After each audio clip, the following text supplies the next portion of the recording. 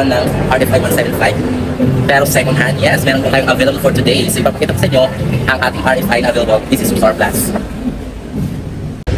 So ayan po guys ang ating Surplus 175 color matte black. So ang issue po nito, number 1 is yung visor niya, wala po siya. Makinis pa naman siya. So dito wala po siyang grab bar. So may plaka na po siyang available na naka-attach. Hindi na po kayo mawo-worry.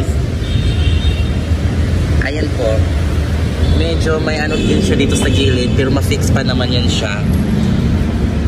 Ayan.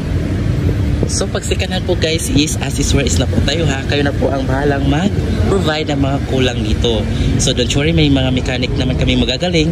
Sila na po ang mag-fix niyan. Pero kayo na po ang bahalang mag-purchase or magbili or mag-order ng pyesa. Ito by Surplus. Pwede na po kayo mag-down nito ng 2,000.